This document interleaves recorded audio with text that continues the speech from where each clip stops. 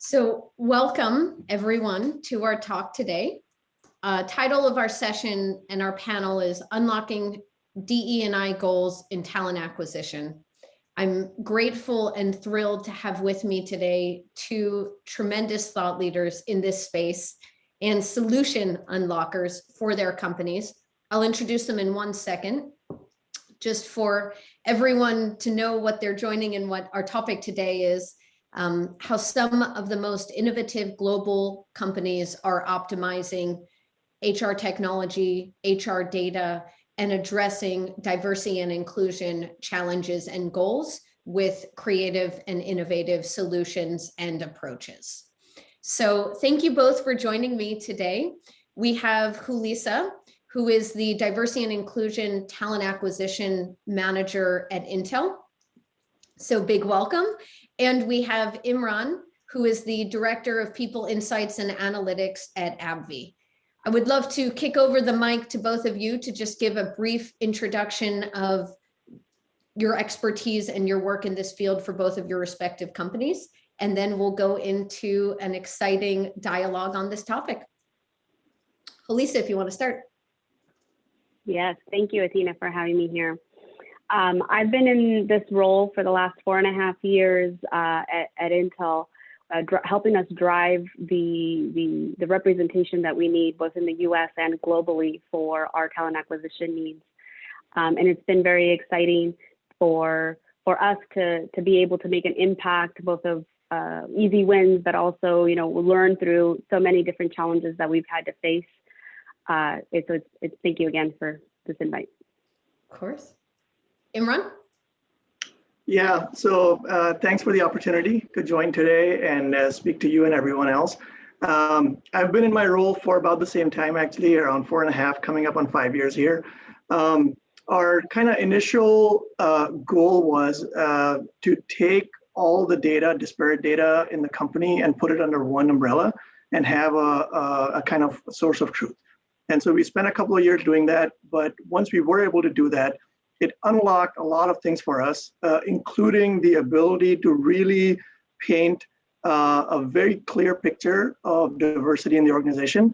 And then especially as the focus has shifted quite heavily into diversity and inclusion in the last year, we felt like we were ready to be able to take everything that we had built and point it in the right direction so that we could do education, we could do evaluation, and then really come up with very quick kind of, actions and solutions to be able to achieve our diversity inclusion goal that we'll talk about here in a little bit. Amazing. Yeah, and I think for the group who's on, feel free to ask questions. We do have people manning the chat, and I know this is being recorded. So if that's of interest to you, to learn more from both of these leaders who have a lot of innovative things to say, but we'd also love to hear your questions. So what I think would be great is if we kick off a question that we often get, which is, what is the definition that orgs can or should be using when talking about diverse populations? And Julissa, as someone who's thought a lot about this and addressed this in many different ways, there's almost the legal definition of race and gender in the US, and then various other geographies, UK, Brazil, South Africa, might also have a legal definition. But then in a global role that you sit in, how do you think about that globally? And as a leader in a very innovative company, how do you think about that more broadly than maybe just the legal definition? Right. I think it's deciphering it, right? Diversity is about the representation. It is about the legal definition, as you mentioned, whether it's in the US, the EEOC, or globally, different categorizations and data that we're capturing, beyond race and gender. There's disability status, there's veterans and LGBT, but really it's more about inclusion, and it's about everyone, because we're not, even when you're creating diversity, it could feel like it's kind of excluding. So you want to make it about inclusion. And, at Intel, we want to be the most inclusive company on the planet. And what does this mean? This means that, everyone feels like they are respected, that, their voice is heard, that we are being acknowledged for the differences that they're bringing forth, and that, you know, we're all different. And that's the one thing that kind of is the same about all of us, is that no one is the same. And being able to really value that and contribute in that way. It's about building processes that are fair and equitable, that everybody has an opportunity to really have at the same job, you know, and nobody is kind of being overlooked through that. But it's really that you belong, and that you're able to, when you belong, you're able to put your best self forth in your performance, in your engagement, in the whole company. So I think that's the part about that you know, diversity and inclusion go together. I don't think you can do it right if you're doing it one in isolation.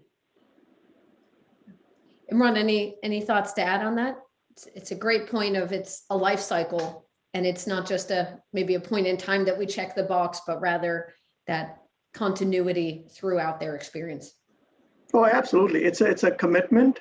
It's not a project, right? It's not something that you can say, we're gonna do this, get to a certain point, we're done. By the time you get to a certain point, you know, that point is already moved.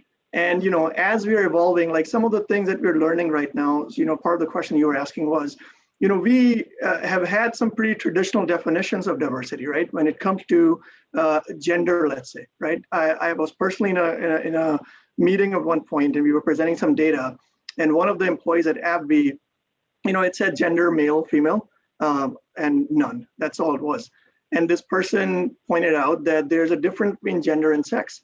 And they said that is a very narrow, and that, you know, they pointed out that that's not even gender, a definition of gender right there. So, you know, it evolves, right? So to me, absolutely agree. It's a commitment that an organization, a group of people have to make, and then it's an ongoing, you know, continuous improvement process. That's great. One of the things that I think is interesting from a reporting and analytics perspective is overcoming legal challenges, data quality challenges, systems, you know, system of record, getting the data out and how that gets reported, maybe even internal system access or data access problems. So would be great to hear from both of you, for the group that's joining us, in just how have you steered your ships in being able to get data quality and some level of metrics. And, you know, we all have the target we want to get to that Imran mentions is always moving and always going forward.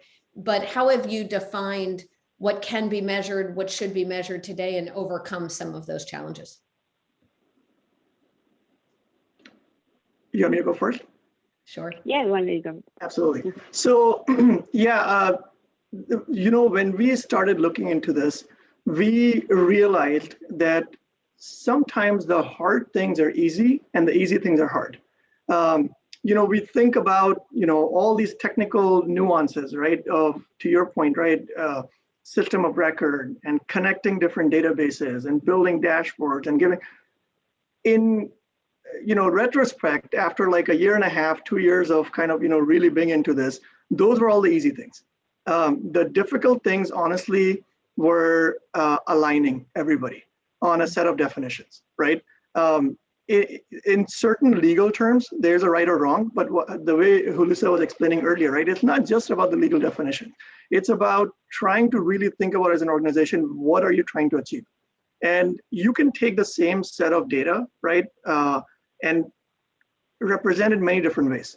And everybody has kind of a unique use case. So one of the big kind of challenges for us was to have the entire organization align on one set of definitions, right? And it wasn't about it right or wrong. It was mainly about, you know, this is what gets us to meet our kind of organizational aspirations, right? So that was one. The other one that we kind of spend a lot of time on is adding context to things, right?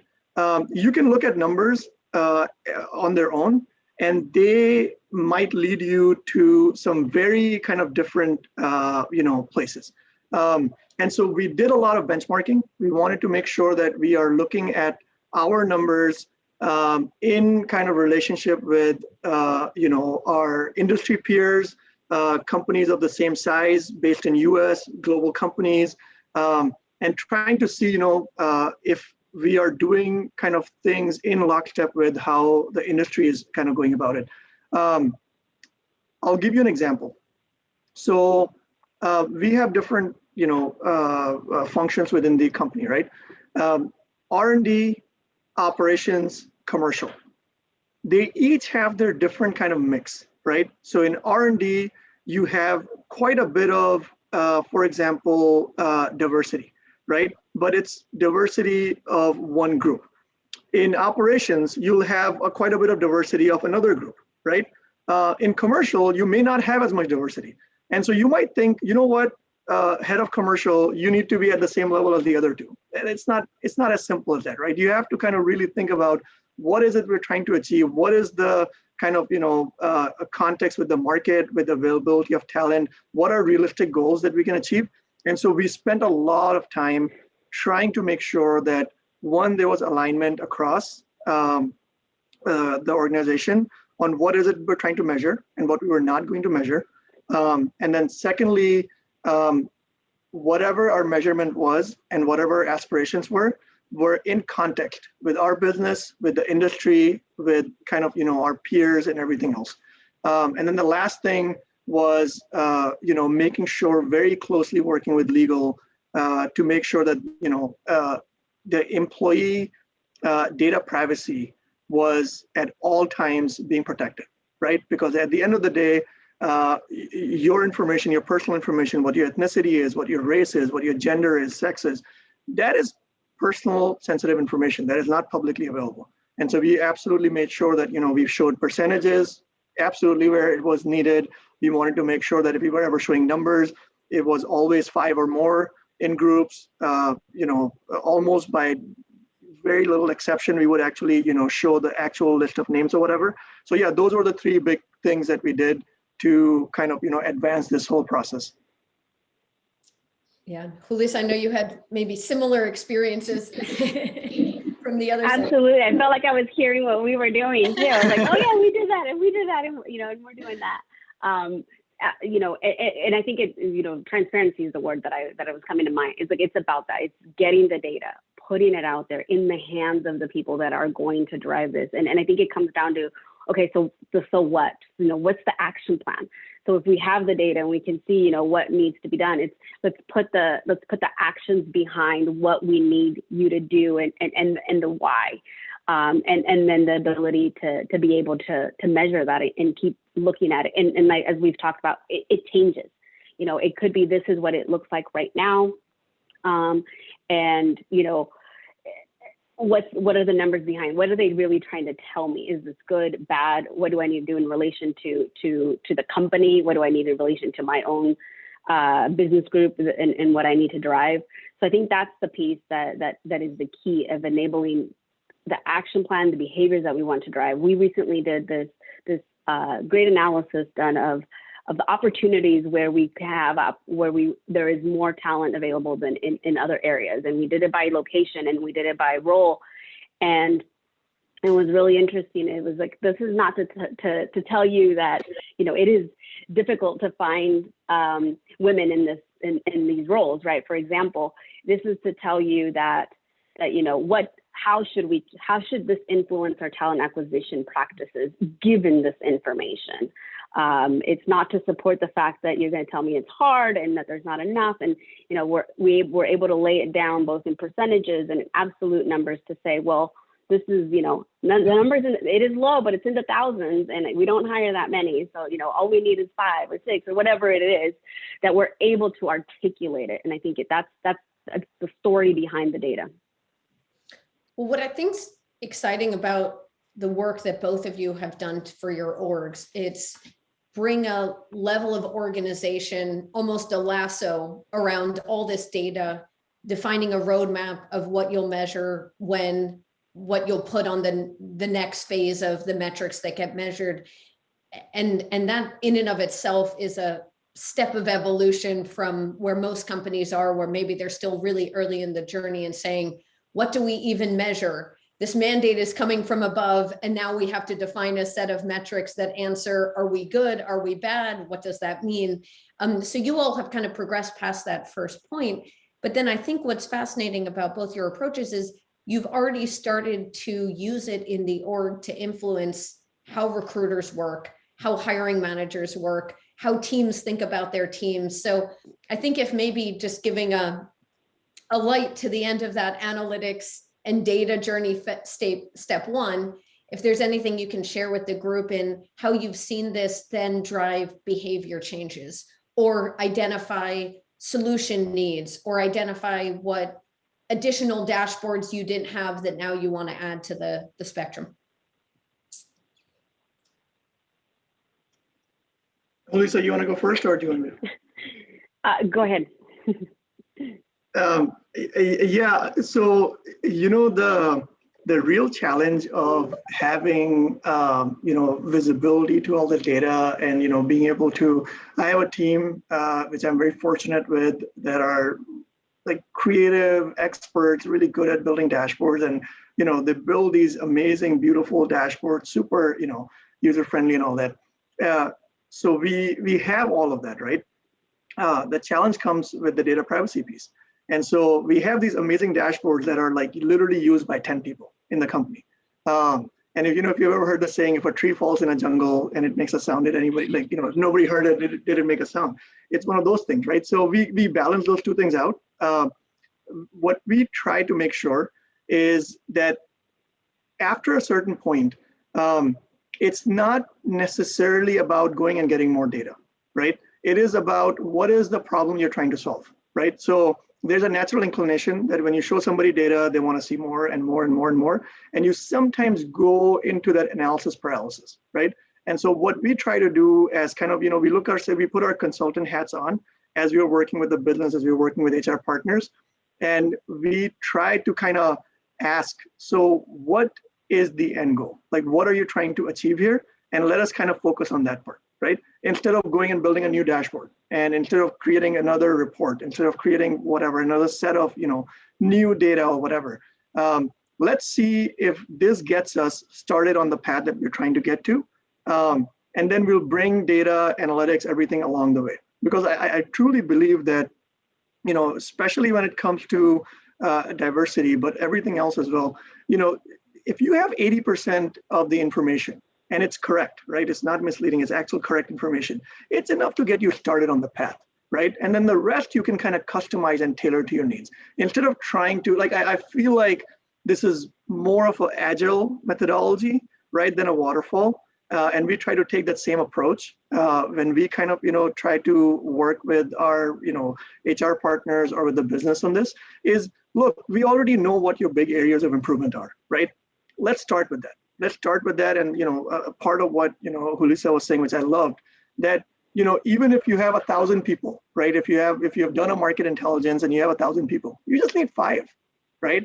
We don't need to go and start digging into it so much and start cutting that data 9 different ways. You just need 5. And I'm a big believer in that. And that's where I think we kind of, wear many different hats, but we definitely keep our consultant hats nearby because, I don't want it all to be about numbers and dashboards and analytics. We have very reliable data now in the company. Our dashboards, existing dashboards, kind of provide a very clear and a relatively precise picture, not 100%. And then from that point on, it's every individual case, right, is different. And then we work with them kind of more in a consultative way to get to their endpoint, whatever they're trying to get to. Yeah, I would just add, very similar, I think our teams are very used to having data at their hands, having the dashboards available. Our data team has done an amazing job with putting that in a very easy, manageable, easy to digest format for us through that. I think, what this excites me about, and I just had a conversation this morning with some of our peer regional directors about is what are the new metrics, what do we need now, and it was really exciting to talk about an area of how do we influence. There's a point of influence based on the data that we get. So we could just look at that one number, but let's decipher that one number in terms of what we have more of an influence on and what we have a direct control over within TA, so that then we can address those separately. You know, what would we do with the direct control ones? You know, what do we expect to see within a progression based on what the teams are doing versus, you know, the influencing part is going to take a little bit longer and may require a different tactic, you know, and again, different strategies that would be put together, but it's you having that same baseline with everyone, that we're all speaking the same language, has just been instrumental.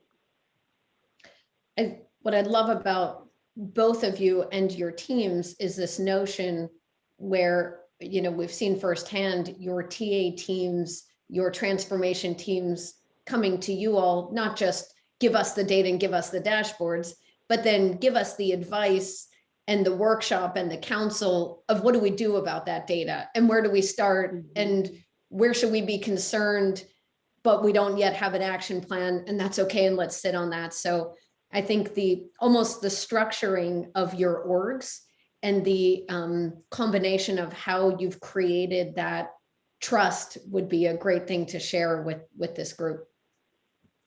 Maybe it's because you brought them the data and now they trust that you'll have the answers. Yeah, we found that, I mean, I think, as you know, speaking as a central function with that, it's kind of become the operating model, right? Is we can see the full vision, we can deep dive into each of the different business groups and the different types of hires that we would have to really build it together, and then, you know, go off and co-create and co-problem solve with the ones that have more of that expertise of like, no, you know, this is what's happening, you know, this might not work because of the environment, et cetera. And we can come up with, so we kind of push each other along in terms of the strategic and the execution, but knowing that we are both going to work together and we are all working towards the same goals. Yeah, and you know, it's one of those things where, you know, we are set up as a center of excellence, and so we support the entire organization out of kind of the center. And it takes time, it takes training, right? There's kind of, you know, when we do our dashboard training, it's almost like the 7 days of grief, right? Where, you know, first there's a little bit of anger for not being able, or, you know, first there's fear probably, then there's, you know, this is broken, it doesn't work, I can't get to it. You know, then they're like, well, you know, there's some negotiation going on where, you know, can you just send us a snapshot of this every month? And, you know, it takes time, and, you know, it's just a matter of kind of getting people comfortable with using a lot of the dashboards. And then what we try to do is we try to kind of keep it very use case based, right? So again, at the end of the day, our motto, right, and we put it kind of in front of every one of our training sessions when we talk about strategy, whatever, like for people insights, right? We have a very simple kind of North Star, which is to help the business make better decisions with the help of data, right? That's it. It's not about building dashboards, it's not about any of those things. And so at the end of the day, it's about decision support, right? And so we try to do the training and kind of, you know, help people think through it that way. That first, let's start with your question or your hypothesis, right? What is it that you think is happening, or what would you like to get to? And then let's get into the data and start kind of thinking through. And you know, it's a pretty iterative process, but the one of the great things is that we have support for this going all the way up to our CEO. And, you know, our CEO, Rick Gonzalez, he has kind of, you know, set a pretty high bar with his direct reports with all the executive leadership team. We have a chief equity officer now that reports directly, you know, who's part of the executive leadership team now, Ray Livingston. And so I think that really helps, right? When you have kind of a combination of bottom up kind of movement and a top down kind of, you know, that willingness and the support. Then they kind of meet in the middle, and it's a very seamless process up and down where, you know, we're building solutions, we're kind of helping, you know, the teams find these answers, helping using data to make better decisions, and the leadership is also supporting the initiative at pretty much every level of the organization. Yeah, it's exciting because I think we actually see in the market more and more orgs building from the top down, but without that center of excellence support and these teams in place to enable and unlock that, then it kind of sits up there as an agenda, but then the how is not always answered, right? So both your orgs are great examples of actually leading that example of all fronts need to be connected, and part of this to make this happen versus one direction conflicting to the other or the other. One thing I think that would be great for Imran, I know you have some non-obvious lessons learned, and Julissa as well. If you'd like to share that, I know we have 5 minutes left. I don't know if we have any questions, but that and or what innovation or initiative are you most excited about in 2021 bringing to your orgs? Sure, I'll try to cover those as quickly as I can. So the non-obvious one, the thing we learned was, and I think it's obvious, we just don't kind of think about it all the time, is diversity and inclusion are inversely related, right? The less diverse your team is, the easier it is for them to be inclusive, right? Mm-hmm. And with all this work that we're doing, with all the diversity that we're increasing in the organization, you cannot take for granted that your inclusion is going to stay the same, right? As a matter of fact, it's probably going to go down if you don't do anything about it.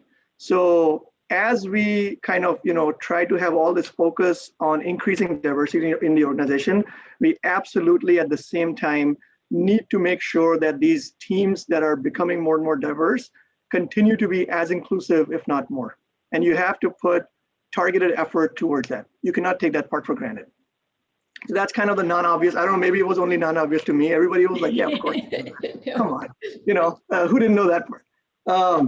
So that was one. And then the other part about kind of, a new metric or something cool. So, actually, we have been working with HiredScore on some of this. Our initiatives, Athena and her team has been fantastic in helping us with, solving some of these pieces.